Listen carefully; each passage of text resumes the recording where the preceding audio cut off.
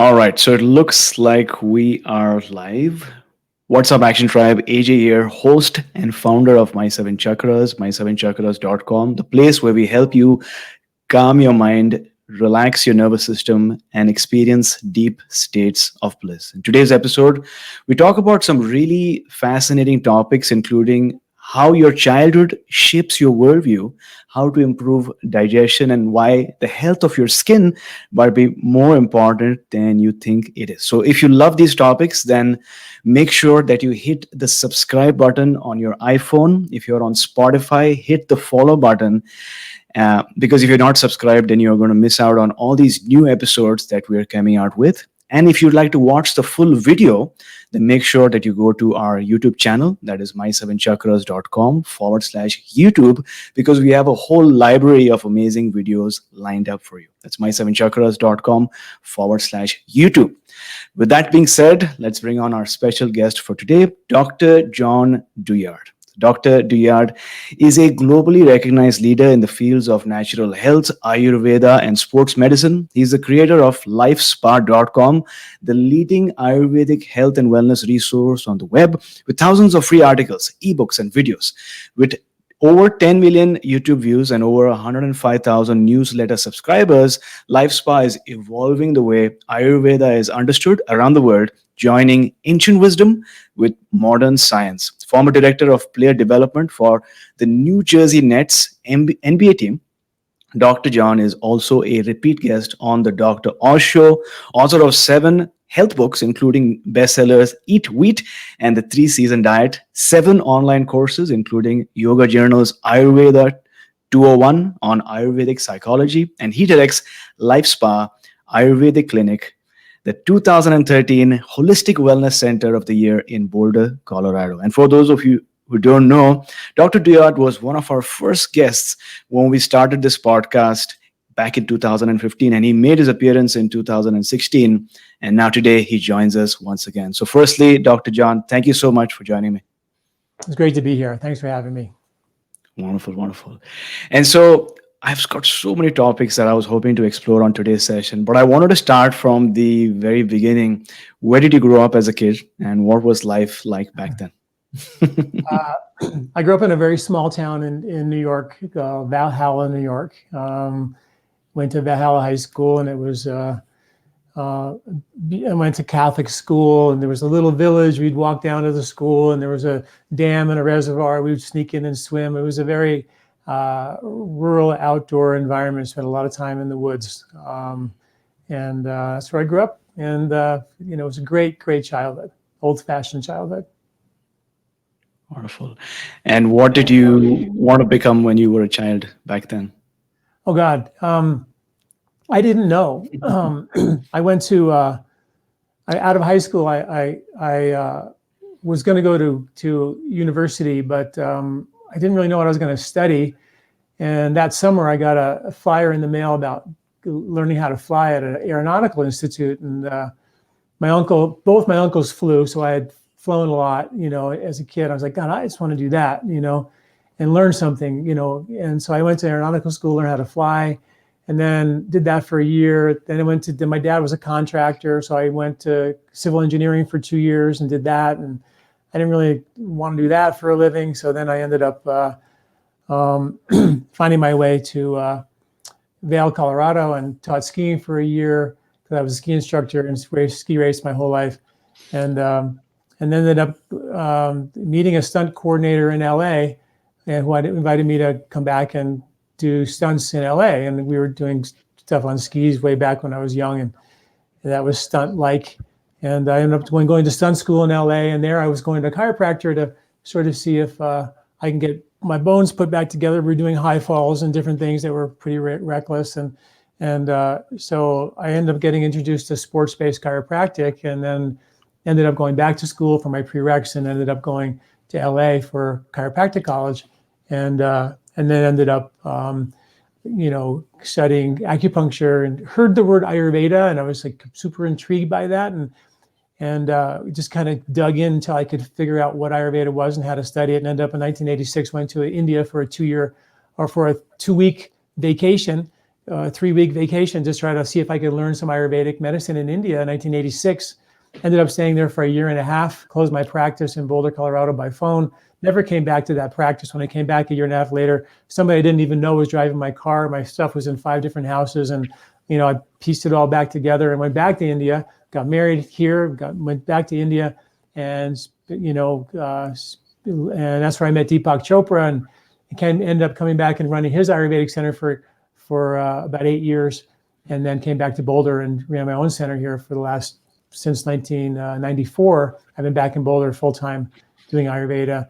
And then all along the way, I administered Panchakarma for 26 years and did all of that. But when I started doing videos and writing articles about ancient Ayurvedic wisdom and modern science, that's when I think I really found what I was supposed to do when I grow up, which was to dig into the Ayurvedic wisdom and then try to find science to back it up and then put the two together, which is what we do every day, every week, 3 times a week. We write articles and videos on my website at lifespa.com so people can go like, wow, if something's been around for 1,000 years or 100 years or 500 years, whatever, and it's still in practice today, and we can now find science to prove it, at the very least, we should at least know about that or look at that. And that's what our website's all about. And that's what I do these days for a living is I write articles about ancient wisdom, modern science. We have an Ayurvedic store, all organic herbs, and people find our store and it pays the bills. It's a wonderful life. That's amazing. And I think one thing unique about you is that you're not just talking about Ayurveda, but you're mixing it and blending it with the science, as well as including some level of humor as well, where people start laughing. And once people start laughing, they enjoy it. And when you talk about the why behind what you're sharing, which is largely ancient knowledge, sometimes it can be abstract or mystical, and you make it practical and applicable, that's when people really want to try it out themselves. So, going back to the first time you heard about Ayurveda and then you went to India, was that for about a year and a half? Mm-hmm. So what made you, that's a big step, right? So what made you go, you know what, I need to learn more about Ayurveda? What within you, led to that sort of aha moment or said, I want to, learn more in India? Well, the details, the devil's always in the details, right? So I heard the word Ayurveda in 1980, 81, and somehow couldn't get the name out of my head. And back in 1980, there wasn't a lot of Ayurveda to be had in America at all. I mean, it was really, secret and hidden and nobody talked about it. So in 1986, my friends and I from Boulder, Colorado, China had opened up their borders so you could actually go to Tibet for the first time in a long time. So we got permits to ride our mountain bikes from Lhasa, Tibet to Kathmandu. And we were all ready to go. And my sister was married to a very famous magician named Doug Henning, who's recently passed, not recently, but had passed away a while back. But he was like, the David Copperfield, he was the head magician before David Copperfield. TV shows, specials, Broadway plays, all that. And he was into real magic, meditation, and not Ayurveda, but meditation and all that. And he had a vision / dream / nightmare where the road collapsed. I was paralyzed from the waist down. I was injured on this trip, riding my bike from Lhasa, Tibet to Kathmandu. And my sister called me up, tells me this story, and she said, please don't go on this trip. It's really dangerous. I'm going, you guys are crazy. I can't, no way am I not going on this trip. We have permits and everything. My mom calls me up a couple of weeks later and she says, John, and she's like the rock of our family, spiritual rock, you're really solid. And she goes, John, I got to tell you that around the same time Doug had his vision, I had a lucid vision. My mom's really spiritual. And she said, very similar thing happened. It was a major accident and roads collapse there all the time. And she said, please don't go. You were injured and blah, blah, blah. So I ended up not going, but my sister and Doug were going to India. They were part of the TM organization. They were going to go see Maharishi Mahesh Yogi in India. And they said, why don't you come? You can learn Ayurveda anywhere you want in Delhi. That'll be a base for you. You used to have a home base. So I said, okay, I'll go. So I went, and then I ended up meeting Maharishi that night. There was a festival, and he looked at me and he said, first thing he said to me was, I want to teach you Ayurvedic medicine. And I was like, well, that was easy. I hadn't even been in India for 6 hours, and I got invited to learn Ayurveda. And I was like, well, that's cool. And then he goes, but here's the catch. He goes, I want you to stay here permanently. And I was like, I haven't even met this, my mom taught me TM, gave me TM instruction when I was 17. And so I had it my whole life. It was just, but I wasn't a part of the group, really. I was just a satisfied customer, and I said permanently. I was like, oh, I can't do permanent. I got $50,000 in student loans I got to pay off, and just started to practice in Boulder, Colorado. Can't do that.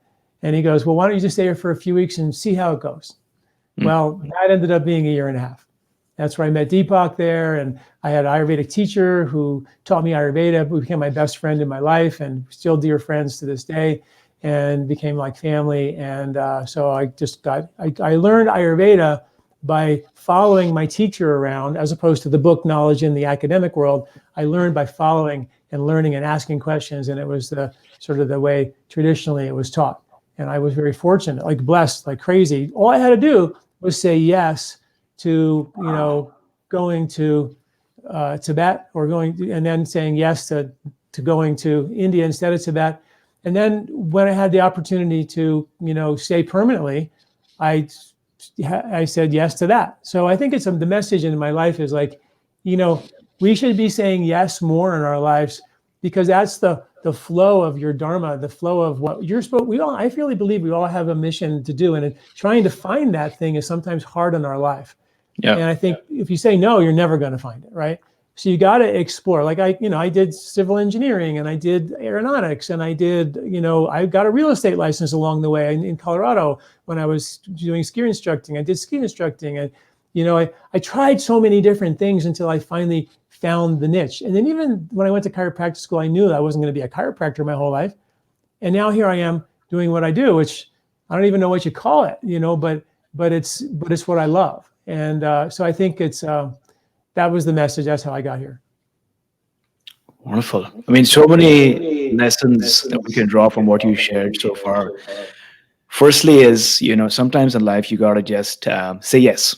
And you got to say yes more number of times, because you never know where life might lead you. And the second thing is, don't depend too much on the book. Sometimes you got to learn from that master or that guru, so to speak. And if you don't have that guru, just go onto YouTube, because you're putting out such amazing videos on YouTube, and people just need to, take down notes. And a lot of it is very practical, and you can take action and see the results in your life. So if you don't have that guru, you don't immediately need to go somewhere to India and to the mountains. You can go to YouTube, because you are putting such amazing content there. And, you talk a lot about emotions, right? And you say that the first 6 years of our life is really crucial, because how we live our first 6 and the emotions that we experience during our first 6 years can determine our health and our longevity as well, right? So could you talk a bit about this? Many of us, we live our lives in an unconscious state, because if 95% of the stuff we think and say and do as adults are coming from impressions from the first 6 years of life, and that's 95% of the stuff we're saying and doing now as adults, we're pretty unconscious. Well, Ayurveda and this is hard science, by the way. Ayurveda knew that we're unconscious, and the whole point of Vedic knowledge was to give you truth. Ayur means Ayurveda. Ayur means life. Veda means truth. So it means the truth of your life. What is the truth of your life? Like we said before, you got to keep finding the road to find the truth of your dharma, your life, your life's mission, your life's work. But there's also the emotional truth. We spend our childhood wanting mom and dad to approve of us, love of us, our friends to like us. We have a culture that didn't change that. It fed that.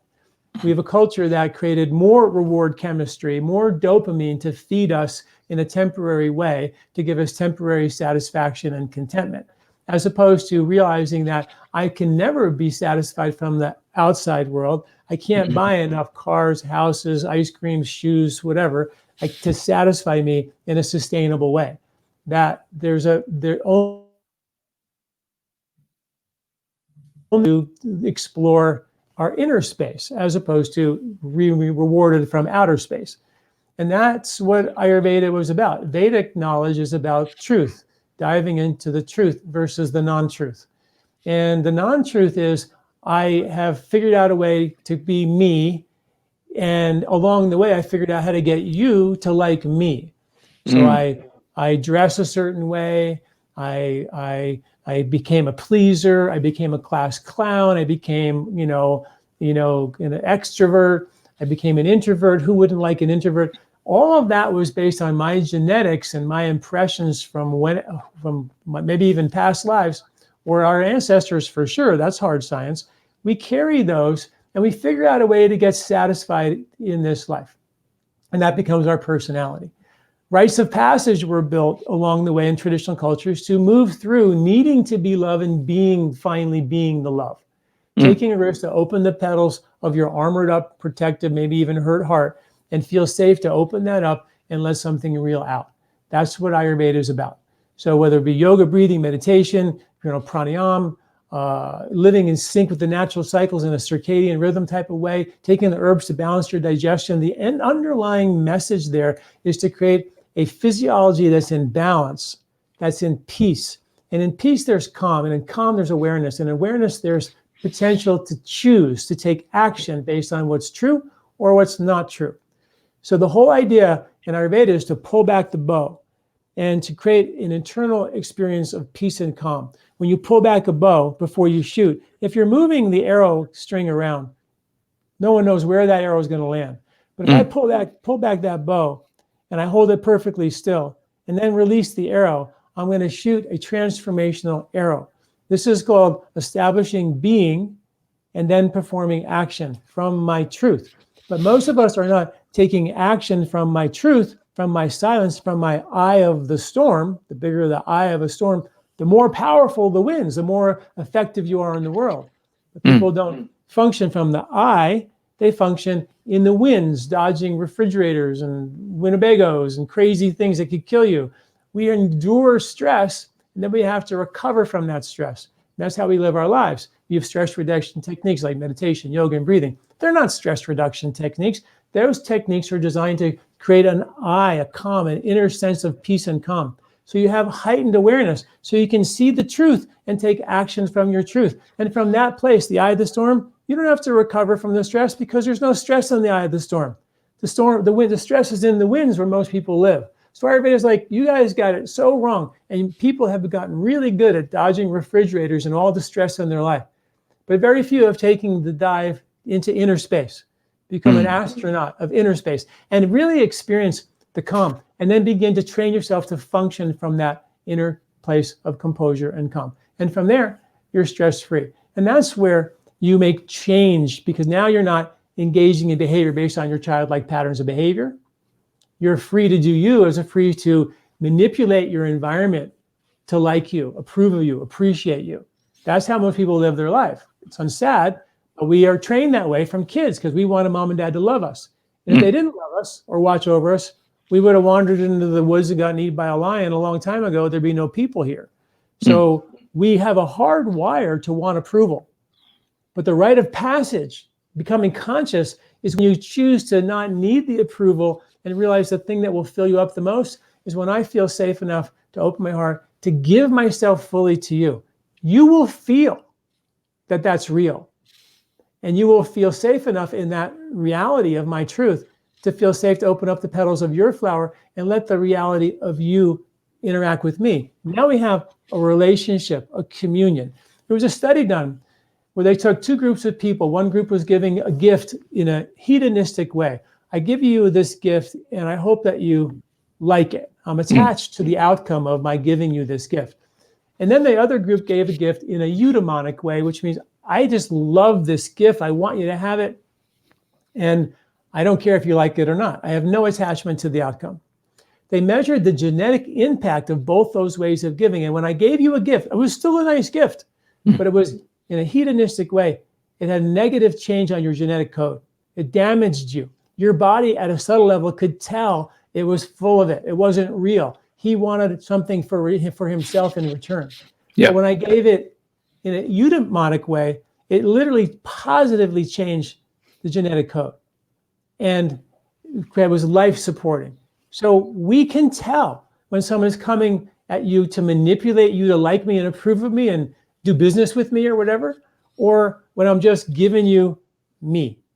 That's the game of life. That's the fundamental game of life we play in Ayurveda. They talk about it as a great battle, the battle between the mind choosing, do I want them to like me or am I going to actually take a risk to do me, to establish the being, my stillness, and then take action and shoot that arrow from the truth of me and not get caught up in the manipulation that gives me temporary reward chemistry that is fleeting and depleting.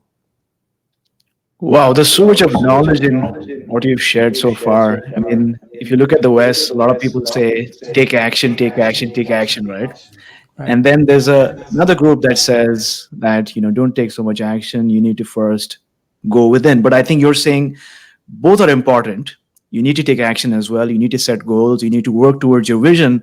But if you work towards your vision without really establishing that beingness within, you might achieve those goals, but that's not what you truly deeply desire from your inner self, right? And so one goal leads to another. You're never satisfied. People who are, make all the money, I have a lot of patients who are very wealthy over the years. I don't see them satisfied. I don't see them content. They've never explored inner space. They've never taken a risk to look at what's holding them back from loving fully their wife, their partner, their family. They're still involved in manipulating everything around them. And there's obviously a lot of people who have done it because there's a lot of spiritual people on the planet. Yeah. But it's the game of life that we have to play. And if you don't, a lot of people aren't even playing the game. They're not even in the game. They're not sitting around the table in the game. They're just out there trying to get the reward chemistry the best they can. And some people are really good at it. And from our perspective, wow, they have this beautiful mansion and all this stuff, right? And we are, our senses go out, but they also go in. And we can let them go, they can overzealously go out, and we can think that's the key to our satisfaction.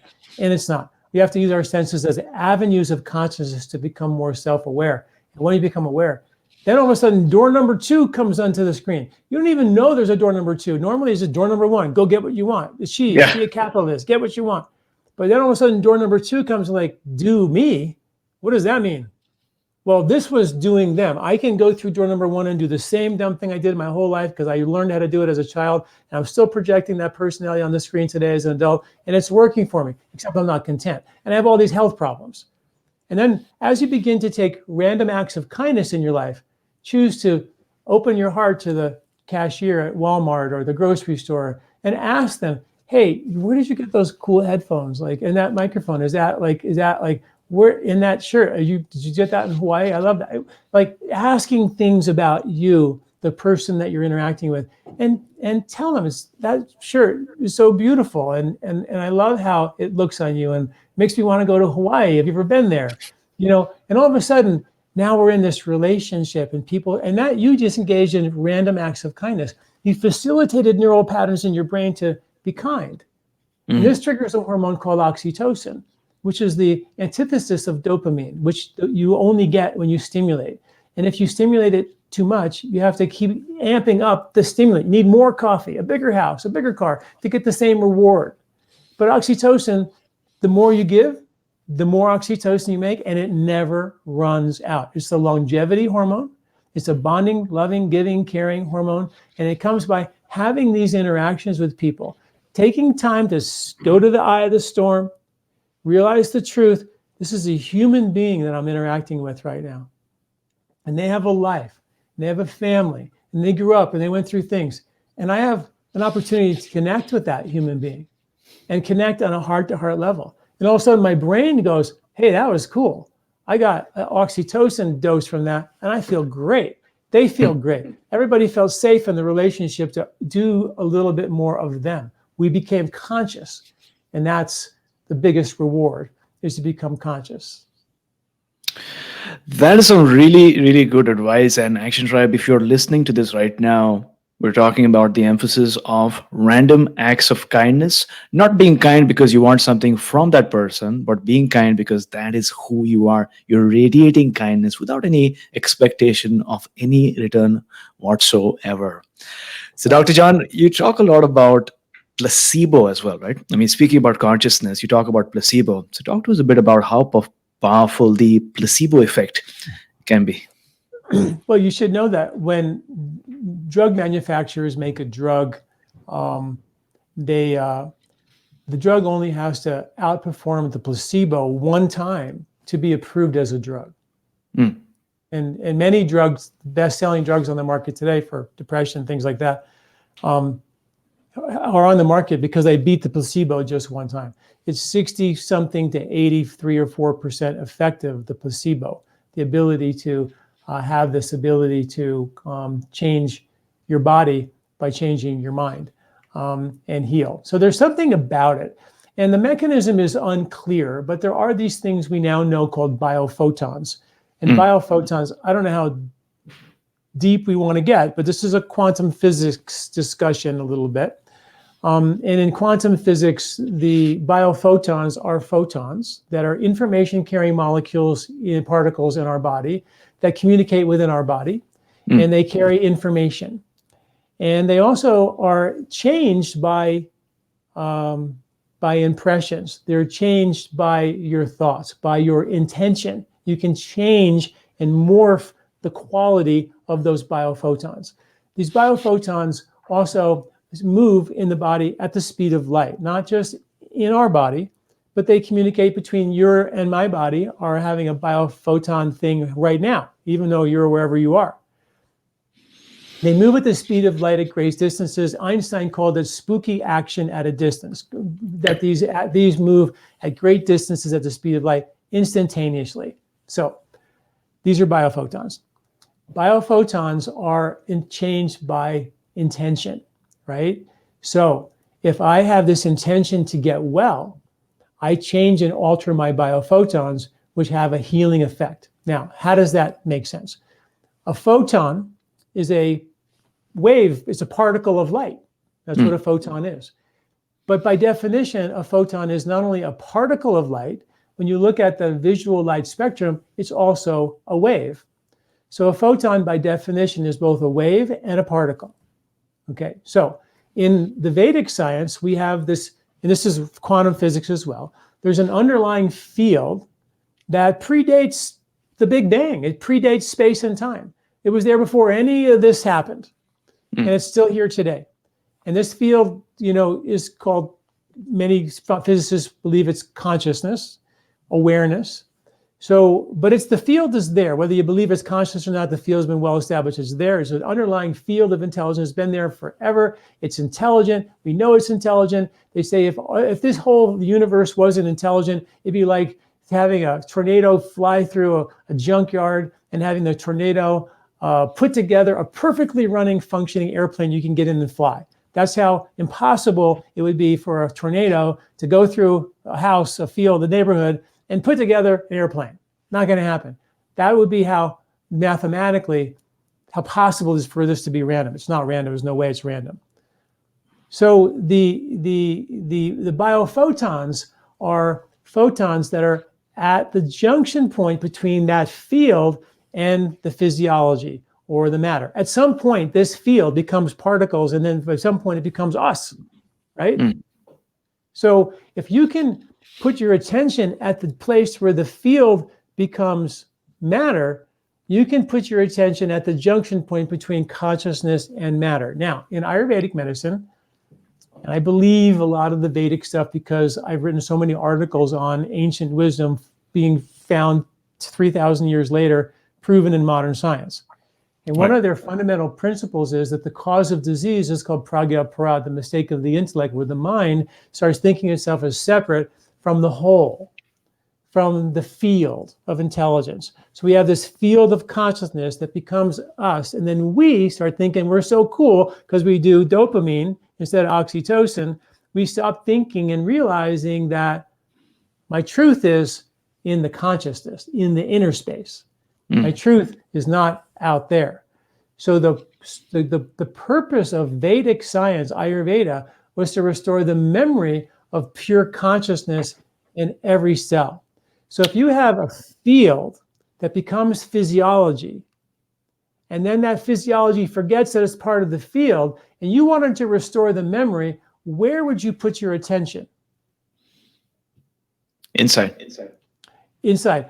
Right at the junction point where the field and the physiology meet.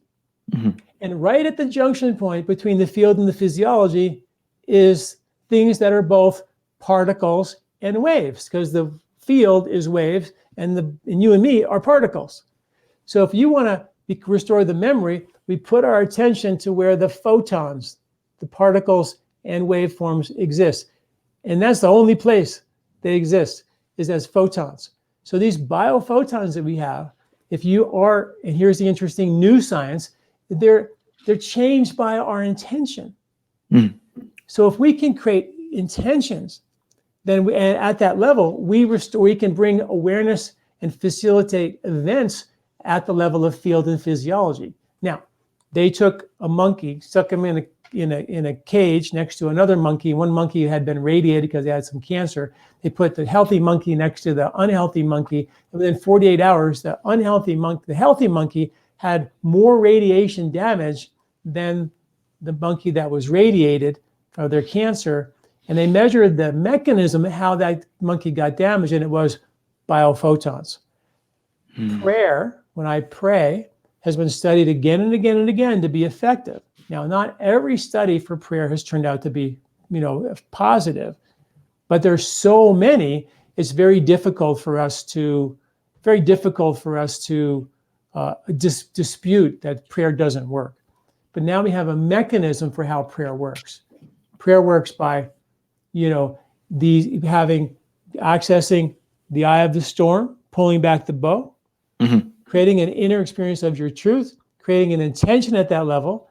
We know from science that can create either coherent or incoherent biophotons. And if I create coherent biophotons from my truth, and I shoot the arrow with a prayer or an action from that place, it's a transformational action at whoever I am shooting the arrow at. And if it's prayer, we have a mechanism for understanding how this crazy thing called prayer could in fact work. And in India, there's distance healers on every corner almost. I mean, it's a very common thing that, give me a picture of your relative and I'll do a ceremony, or I'll do something and we'll have a healing effect. These are mechanisms and understandings that were passed down for thousands of years that are now backed by science. Interesting. And by the way, that was one of the best explanations that I've heard about how placebo works and the biophotons, and the example that you gave of the two monkeys. Now, based on what you've shared, and speaking about carrying of information and passing down of memory, right? Some of the fears that we have might not be ours either, right? I mean, they might not be fears that we've had since childhood, but they might be fears that have been passed on from our parents or even down our ancestors. How does this work? 3 generations worth, at the very least, have been studied that if you have a traumatic event 3 generations ago, that event of trauma, famine, whatever it might have been, is going to be passed down to through the genetic code. So the genetic code is prepared for such an event. And that's whether it be a famine or a traumatic event, we carry those impressions. They did a study with monkeys and they found that or it was rabbits, and they gave the smell of peppermint associated with a pinprick. And then soon as the rabbit would smell peppermint, they would freak out and panic. And then the rabbits had a baby, and then when the babies grew up, they would have them smell peppermint for the first time, and they would freak out. Same way. So they passed that sense that peppermint was now associated with a traumatic event and run. So we do it as part of the species. It's something called horizontal transferogenic material, where our genes, so your bugs in your gut, right, are feeling everything, right? So that's how we feel. Then they send a message to your brain and say, hey, there's a lion coming, you better start to run. So we have this. We have it through our senses, but the bugs are very involved in that from our gut. So gut feeling, gut-brain connection is very, very real. So that's how our bugs feel everything. You eat some glyphosate, from a pesticide, some mutated bug on some spinach or broccoli, and I eat that mutated microbe is now going to transfer their mutated genetic material to the bugs in my gut. And the bugs in my gut will then send a message to my genetic code and say, hey, there's a lot of this weird stuff, glyphosate, coming around. You guys better get ready. I haven't seen it before. So this is how our species gets ready to stay alive. And of course, the bugs are important, are interested in this because they need us to live. We're their Mm. host. So they're doing it for themselves, but we're the side effect. So these bugs are feeling everything. And so they're creating this protection of the genetic code. In a similar way that our bugs are feeling everything and then having impact on the genetics of our species. In another way, if you think about the field of intelligence we talked about a little while ago, that we now have pretty good science that's intelligent, and that intelligent field, our consciousness is interacting with that field. Mm. Every thought that we have is uploaded into that field called the Akashic record. That field is the Akashic field. And then we can also not only upload our thoughts, so think about that. The field of intelligence that protects our bugs from feeling all the stuff we eat every day that brings new bugs and new things into our gut to tell our genetic code, and our genetic code is evolving. The field, the Akashic field, is also evolving. And it's based on our thoughts that are being uploaded into that field, which is a bit of a scary thought, that all of our thoughts are being uploaded into this field, and our field is changing, the source of everything. Call it God, whatever you want to call it, but it's an intelligent field. So that does relate to, if you're religious, it's like a God thing, because it's clearly an intelligent field.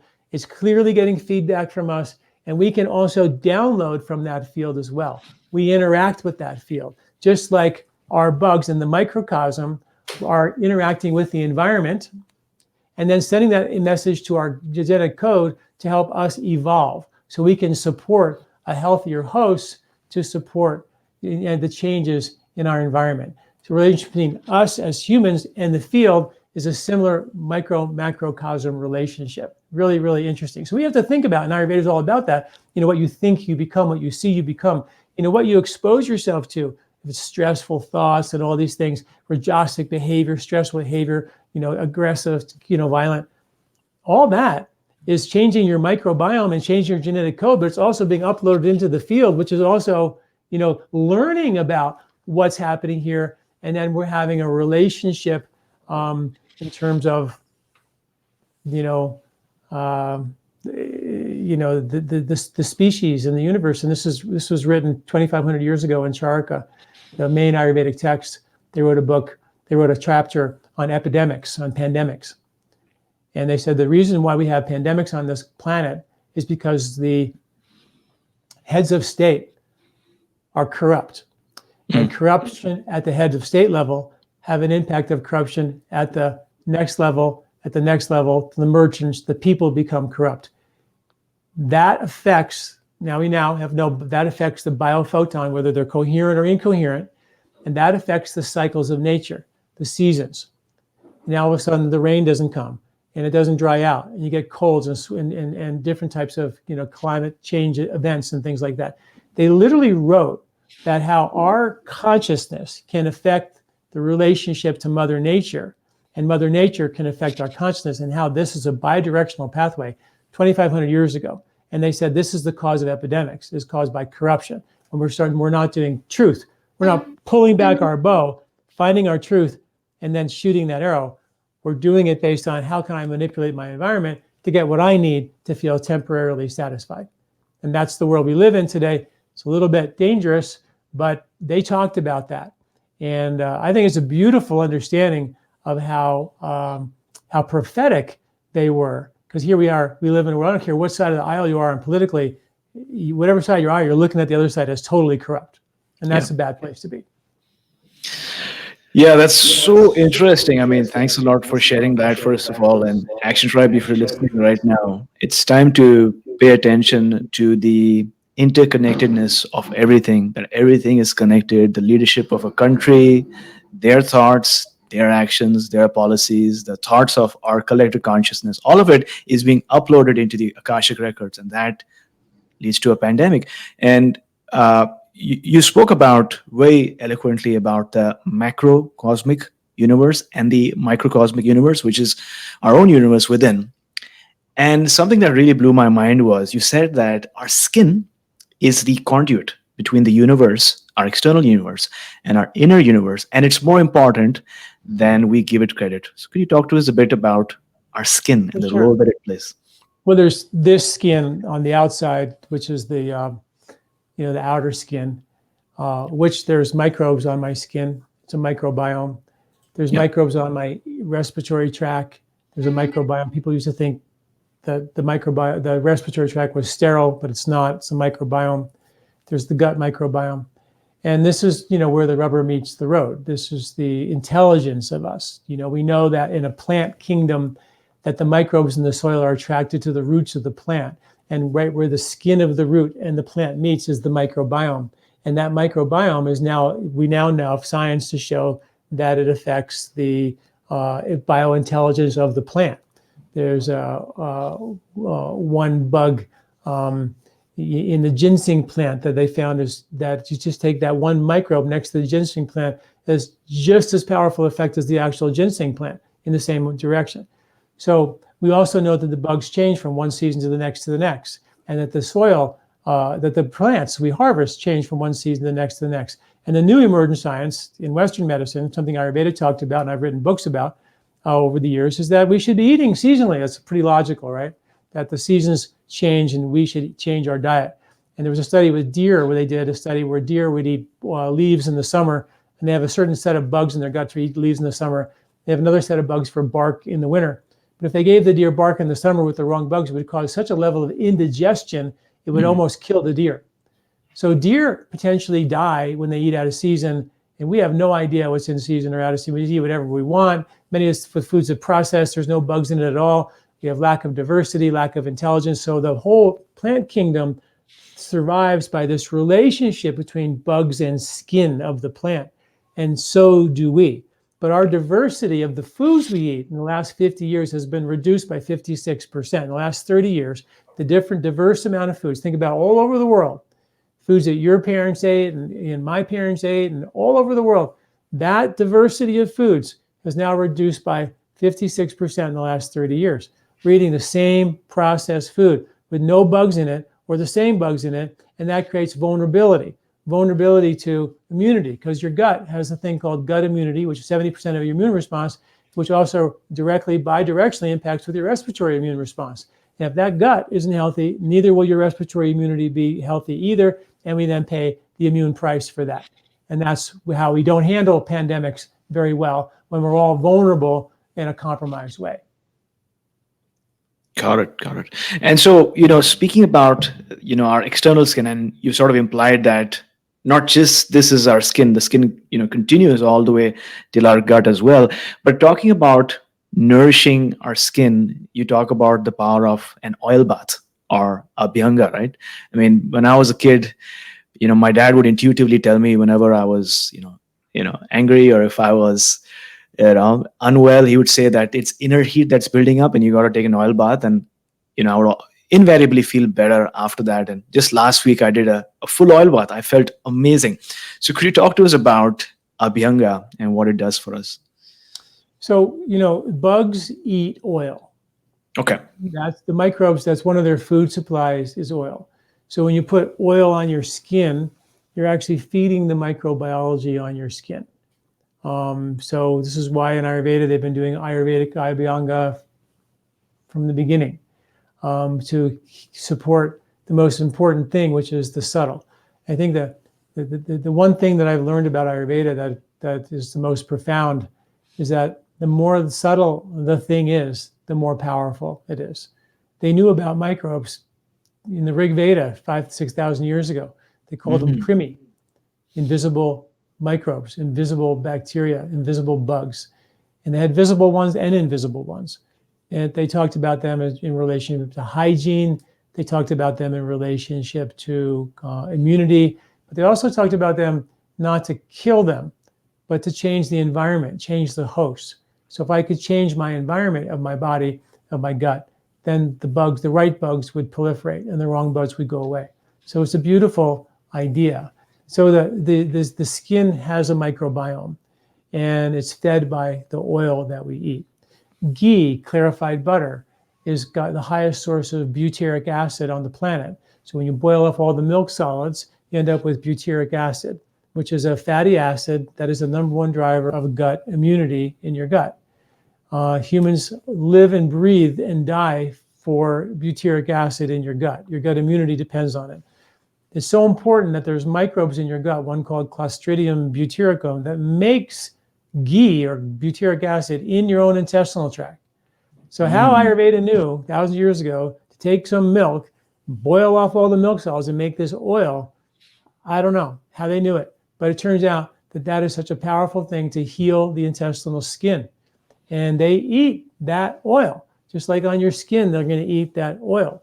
Now, the problem with America is that we put oil in our bread and in packaged foods, in our cereals and crackers, that has been so highly processed that the bugs won't eat it.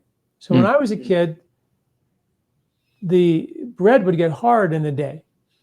And there was bakers in every little village. There was a bakery, and you go to the bakery, and every day they have bread, new bread. But now they put oil in the bread, and the bread stays squishy forever. Well, that oil is so highly bleached, boiled, deodorized, and processed that the bugs won't eat it.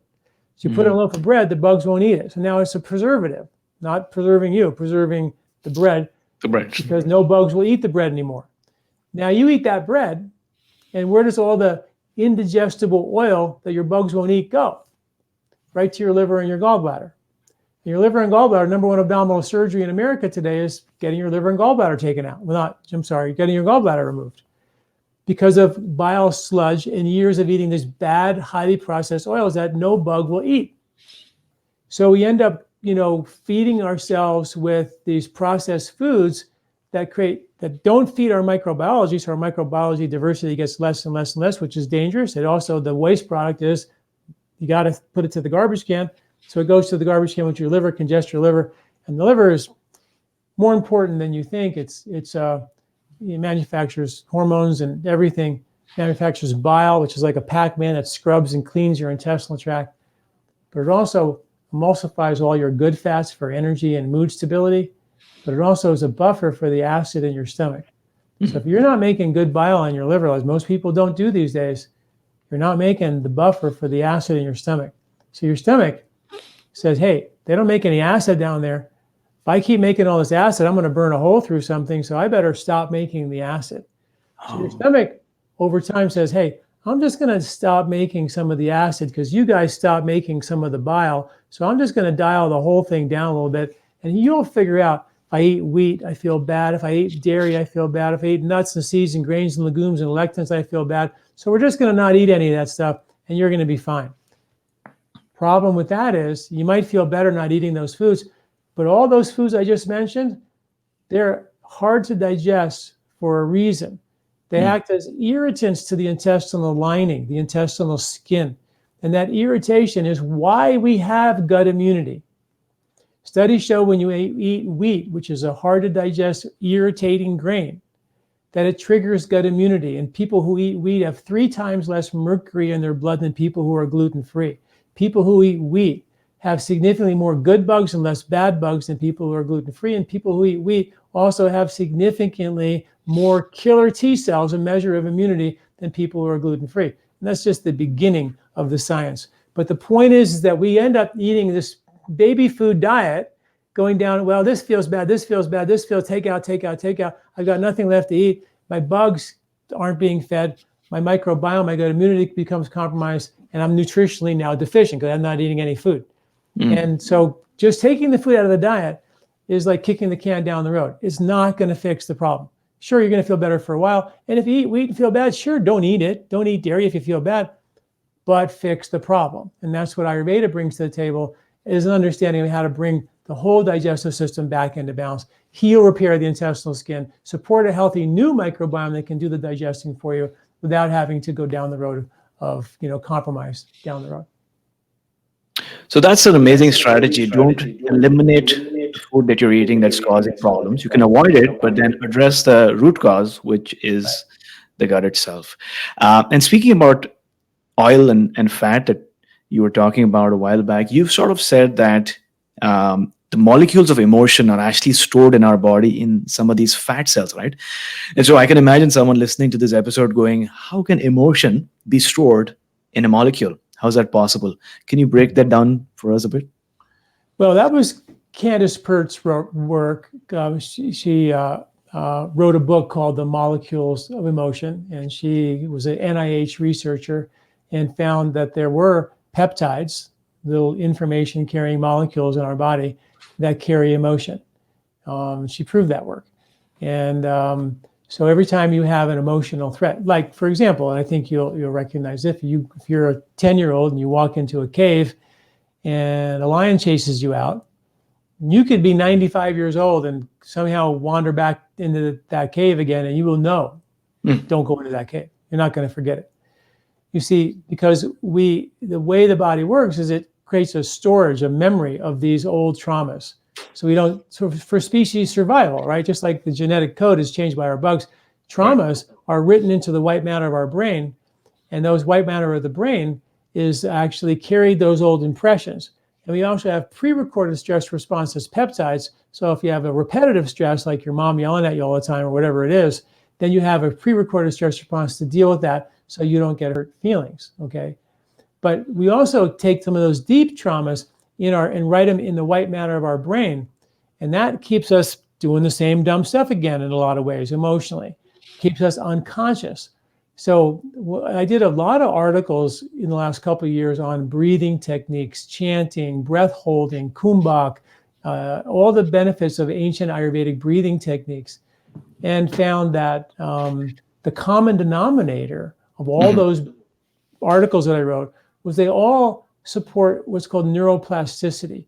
Neuroplasticity means the rewriting of the impressions of the white matter of your brain. So you don't do the same dumb thing again and again and again. You have the ability to change in a neuroplastic way, mold, morph your brain to think new thoughts, open up door number 2, and now do something different than the old way you did it.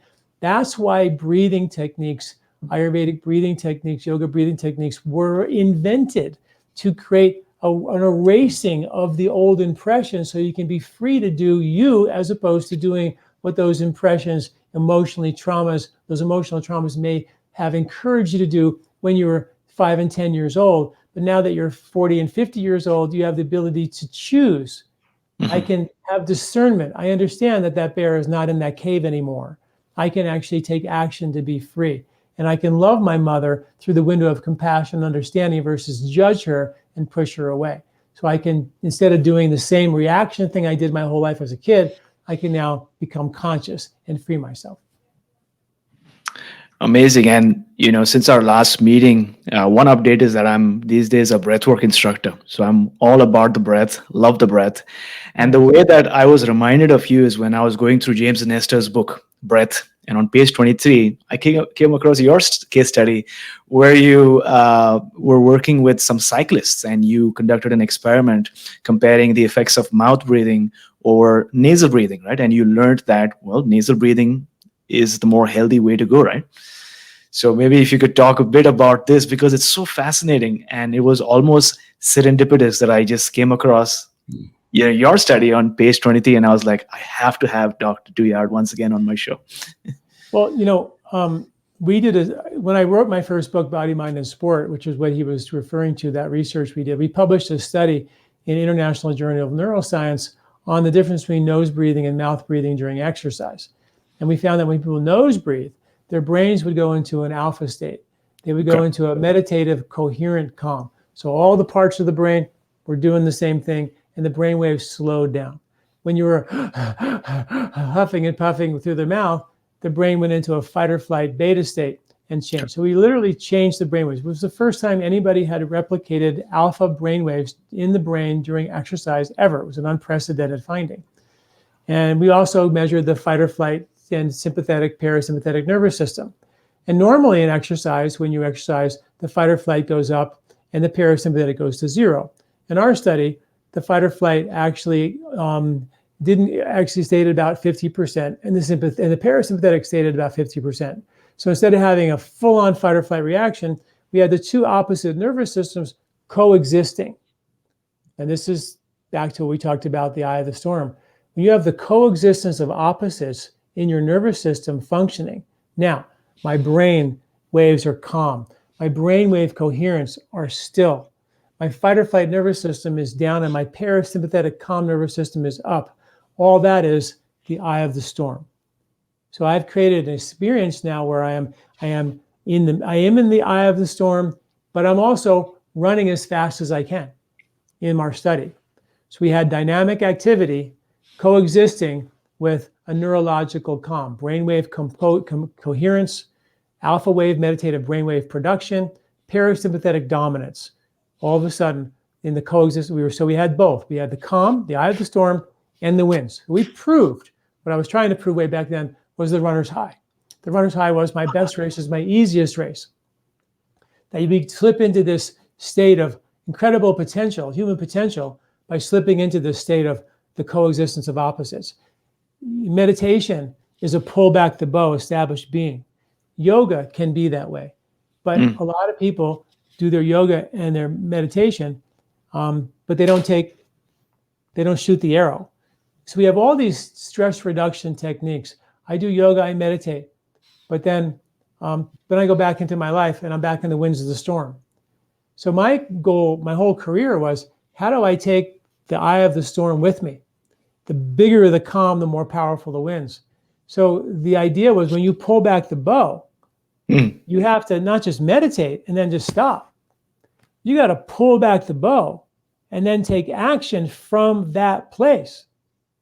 And that's the risky place. That's where you're doing you, being vulnerable, being sensitive, being loving, being kind, being nice, versus just, taking pot shots with your bow and arrow.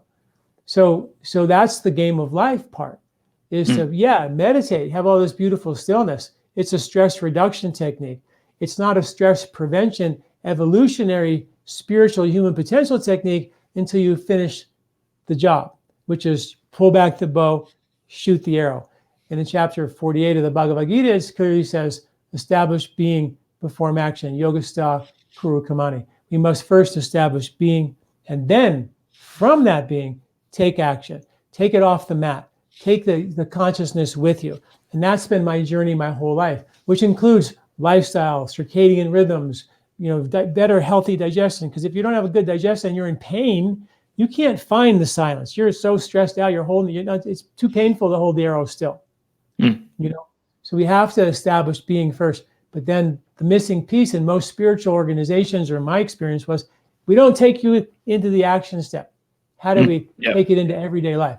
People are so busy. I have my spiritual process and don't talk to me. I'm so busy. I got to go meditate. Like, whoa, wait. That's not how it works. You know what I mean? It's like the monk in the church is like the holiest monk of all, and in the holiest monk of all. And then when the Pope comes, he's like pushing people out of the way to get to the monk, and then go from there. That makes sense? Oh, it does. I mean, it makes sense not just for running, but it makes sense metaphorically as well. Not only is it possible for polarities to coexist, but it's important for life to sustain, for people on both sides of the spectrum to sort of have dialogue and discussions, because in doing that, not only are you going to maximize the potential of humanity, but also you're going to thrive. So thanks a lot for bringing that important perspective, that you need to not only have the sympathetic, but also the parasympathetic, and both need to come together in order to have that runner's high, but also to get high on your own supply when it comes to breath work. So thank you so much for sharing. So let's say somebody who is listening to this episode right now and says, Dr. Douillard, I'm ready. It's December 2020. I want to start afresh and I want to really take control of my health. How should they be thinking through this? Well, tis the season for giving, right? And it's a season where we're all a lot more isolated than we've ever been before. And I think that's an opportunity, to explore some inner space. As one of my favorite old sayings is, to the extent that someone or something affects you is to the extent that it's your karma. Karma meaning action. That means that to the extent that something or someone affects you is to the extent that it's an opportunity for you to take transformational action and free yourself from old patterns of behavior that aren't serving you any longer. So that's sort of the the opportunity that we have. And that means taking action, as we said. Say if you're isolated during, COVID, during the holidays, this is an opportunity for you to take action, because to the extent that it affects you, means your move. You have an opportunity to grow here. Do you have to take it? No, you don't have to. Fruit ripen on the tree all the time. You can pick them, or you don't have to pick them. It's okay. They'll come again. But every time you have something that affects you, there's an opportunity for growth. And that would mean sometimes you have to take action in the outer space kind of way, or sometimes it requires inner space. And with the isolation that we're all going to somehow, a lot of us are going to experience in the holidays, I think it's a great time for inner space. I think that also, it's when you think about probably the most upstream thing other than spirituality and consciousness and inner space is probably the circadian rhythms, our connection to nature. Looking, and I've written so many articles on circadian medicine and how we can begin to live in sync with those natural cycles, eating with the seasons, eating at the right time, going to bed at the right time, vitamin D in the morning. If you're older like me, you need a little, your melatonin levels are not being produced as much as they did, which happens with aging. Start looking at low dose, melatonin, either with foods or with supplements, to give you a little bit of a nudge in your melatonin supply, because there's a link to that to aging is phenomenal. And it doesn't have to be there's many foods like tart cherries have melatonin, goji berries have melatonin, almonds have melatonin, oranges have melatonin, pineapples have melatonin. Lots of ways to get more than you need. But the point is that we don't produce as much of that as we age, and it's important to understand how to hack the aging process. Ayurveda was all about hacking the aging process, because they knew for us to become conscious, it took 100 years to figure it all out. You don't just get it, It takes a lifetime of knowledge and a lifetime of experience to know how to start taking action through door number 2 versus door number 1, which is door number 1 is just our old repetitive patterns, our protective patterns, our armor that we've held on to our whole life. At some point, it's time to let go of that armor and be free to let who you truly are out. Absolutely. And I'm sure that people listening to this episode right now, whether they're on YouTube or on our podcast, they have some actionable steps that they can take now in order to transform their life. So I appreciate you for sharing all of this, the research, the evidence, the stories, as well as specific steps that people can take immediately. Before you go, what is that one thing that you are grateful today, Dr. Douillard, and how can we get to know you and get to learn about your work online? Well, I spend a lot of time thinking about gratitude. I meditate on the gratitude every day. So I'm constantly looking for ways to be grateful for the people that are in my life, my staff, my wife. I think that my family, we rarely look through the window of understanding people and gratitude for what they bring to us and the opportunities that they give us to learn and to grow. And so I am so grateful for my staff and my family. They're the people that are the closest to me. And I think once you look through that window, you're not done. The next step is to take action based on that gratitude. You have to put it into motion. And that's called neuroplasticity. You lay down new neural pathways, new neural pavement. So now you have, instead of the old road based on needing to be loved with 4 lanes and lights on it and McDonald's all the way on the way, you have new pavement that you've laid that is you doing you for the first time, freeing you. And the more you facilitate that neural pathway, the more easier it becomes to number 1C, door number 2, which is a choice, and then open it, walk through it, and take action on that road. That's the goal, is to be grateful for the people in your life, but then you got to take action. It's not done. You haven't finished the equation until you take action. And that's what I practice that a lot in my life. It's a big piece of my personal practice. Wonderful. And how could we find you online? So my website is lifespa.com, lifespa.com. And we have put out about 3 articles and videos a week on ancient wisdom and modern science. We also have a pretty robust YouTube channel, so you can find me on YouTube as well, at Dr. John Douillard or LifeSpa. and of course we're on social media as well, and you can follow us there. I do a Facebook Live every week on Wednesday at around 11 Mountain Time, around 11:15. If you want to tune into some live stuff, that's always fun as well. And thanks for having me. I really appreciate it. Thanks a lot, Dr. Douillard. And Action Tribe, if you're listening to this episode right now or watching on YouTube, make sure that you take a screenshot of this episode and tag both me and Dr. Douillard. My handle is at My Seven Chakras, and you can tag Dr. Douillard as well and share it as an Insta story so that we can connect in that way. Dr. Douillard, thank you so much for coming on our show, talking to us about Ayurveda and yoga and our gut and our skin and our brain, and taking us one step closer to a human revolution. Thank you so much. Appreciate it. Good to see you. Happy holidays. Be safe. Happy holidays.